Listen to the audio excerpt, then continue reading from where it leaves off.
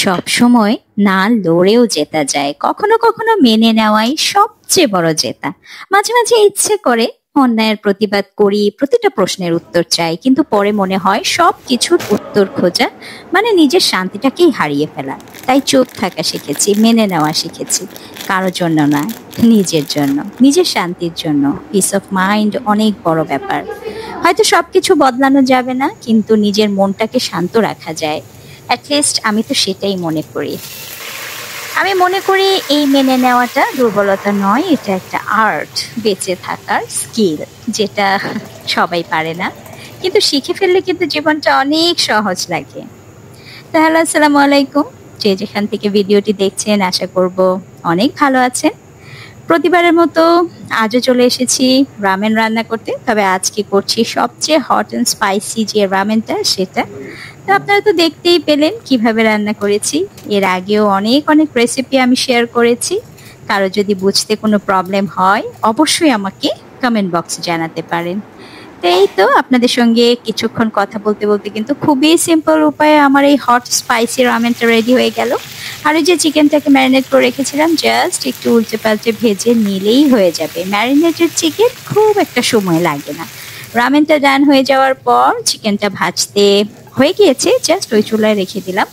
এখন just soft ভেজিটেবলটা করে নেওয়ার পালা। এখন শীতের সিজন চলে এসেছে। আপনারা যারা আগে থেকে আমার ভিডিও দেখেন, আপনারা তো জানেন শীতের সিজনটা আমার কত প্রিয়। আর সেটার কারণ হচ্ছে এরকম সবজি পাওয়া যায়, ফ্রেশ ফ্রেশ ফুলকপি, তারপর গাজর, সমস্ত কিছু এইভাবে যা যা আপনাদের পছন্দ হবে শীতের ভেজিটেবল দিয়ে দিবেন। লাস্টে দিয়েছে স্প্রিং অনিয়নটা, না হলে আবার দেখা যাবে কালারটাও নষ্ট হয়ে যায়। আর সবজির সবচেয়ে বড় ব্যাপার যেটা, হাই হিটে রান্না করবেন, এতে করে কালার বলুন, পুষ্টিগুণ বলুন, সবটাই কিন্তু ঠিকঠাক থাকে। লাস্টে দিয়ে দিবেন সল্ট অ্যান্ড পেপার, বাটারে সতে করে নিলেই হয়ে যায় সতে ভেজিটেবল। আর মাশরুম আমার বাচ্চারা অনেক লাইক করে, তাই আমি মাশরুমও অ্যাড করেছি। চাইলে আপনারা দিতেও পারেন, আর না চাইলে স্কিপও করতে পারেন। তো সমস্ত উপকরণ যখন আমার ডান হয়ে গিয়েছে, প্লেটিংটা করে নিচ্ছিলাম। আর রামেনের সঙ্গে একটু ডিমটা থাকলে ভীষণ ভালো লাগে। আর এটা তো হট অ্যান্ড স্পাইসি, স্পাইসটাকে ব্যালেন্স করার জন্য আসলে এই আইটেমগুলো পাশে রাখা, এবং ব্যালেন্স হবে, তাহলে ঝালটা খুব বেশি ফিল হবে না বাচ্চাদের।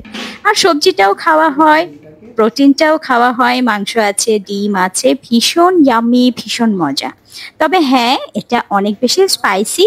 যারা আসলে খুব বেশি ঝাল খেতে পছন্দ করেন তাদের অনেক মজা লাগবে। আর যাদের স্পাইস লেভেলটা অতটা হাই না, মানে আপনারা যারা নাকি খুব বেশি হট খেতে পছন্দ করেন না, তারা অবশ্যই অন্যান্য ফ্লেভারগুলো ট্রাই করতে পারেন। সবগুলো ফ্লেভার আমার ট্রাই করা হয়েছে, তবে এটা একটু বেশি স্পাইসি, মানে খুব ঝাল এটা। তাই যারা ঝাল লাভার আছেন তাদের কিন্তু এটা ভীষণ ভালো লাগবে। আর যারা ঝালটা পছন্দ করেন না, তারা অন্যান্য ফ্লেভারগুলোও ট্রাই করতে পারেন। তো এই তো আপনাদের সঙ্গে কথা বলতে বলতে রান্না হয়ে গিয়েছে, খাবারটাও মোটামুটি ডান। আমাদের কাছে তো ভীষণ মজা লেগেছে।